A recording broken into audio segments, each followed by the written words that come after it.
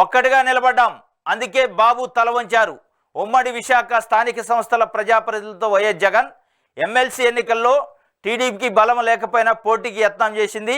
దొడ్డి దారిన ప్రలోభ పెట్టి గెలవాలని కుతంత్రం. ఈ అన్యాయం తీరుపై మనమంతా యుద్ధం చేశాం. మన కేడర్ బలంగా నిలబడటంతో బాబులో వణుకు, అందుకే పోటీ నుంచి విరమించుకున్నట్లు ప్రకటన. గత ఎన్నికల్లోనూ చంద్రబాబు అబద్ధపు హామీలు ఇచ్చారని ఒక వార్తని జగన్మోహన్ రెడ్డి చెబుతున్నట్టు సాక్షి పేపర్. ఒక్కటిగా నిలబడ్డాం, చంద్రబాబు తల వంచారు.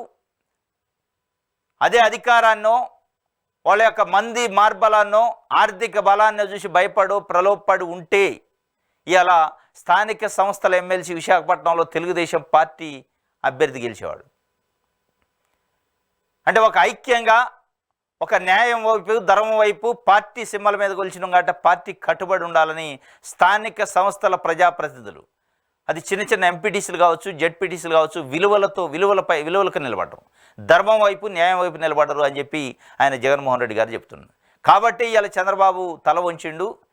అనేక కుతంత్రాలు చేయడానికి ప్రయత్నించిండు, కానీ ఆ ప్రయత్నాలలో ఎక్కడ కూడా 1% కూడా వైఎస్ఆర్సీపీకి సంబంధించిన ప్రజాప్రతినిధులు ఆ ఛాన్స్ ఇవ్వలేదు, సంధి ఇవ్వలేదు అనేది ఆయన చెబుతున్న పరిస్థితి. ఇది ఒక రకంగా వైఎస్ఆర్సీపీకి బూస్టే. ఎందుకంటే రోజు అనేక మంది కార్పొరేటర్లు, మేయర్లు, కార్పొరేషన్ మున్సిపల్ చైర్మన్లు తెలుగుదేశం పార్టీలో జాయిన్ అవుతున్నారు. వైఎస్ఆర్సీపీ సంబంధించి స్థానిక సంస్థల్లో అనేక జిల్లాల్లో. కానీ ఇక్కడ ఎన్నికలు ఉన్నాయి, ఇంత ప్రెస్టేజ్ ఇష్యూస్, అక్కడ అధికారం ఉన్న పార్టీ ఉంది, అయినప్పటికీ ఎక్కడ బెనకలే. ఇక్కడ స్ప్లిట్ అయి ఉంటే ఇంకా వీక్ అయ్యేది వైఎస్ఆర్సీపీ పార్టీ.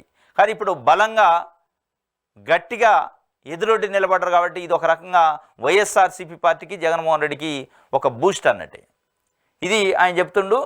ఒక్కటిగా నిలబడ్డాం, అందుకే బాబు తల వంచారు. భవిష్యత్తులో కూడా ఇదే ఐక్యత, ఇదే ఒక్కటిగా నిలబడేది, ఇదే ధైర్యం ప్రదర్శించాలి. మనం చంద్రబాబు నాయుడు గారి పైన ప్రజల పక్షాన యుద్ధం చేయొచ్చు, ప్రజల పక్షాన పోరాటం, ఉద్యమాలు చేయొచ్చు అని చెప్పి చెప్తున్న పరిస్థితి.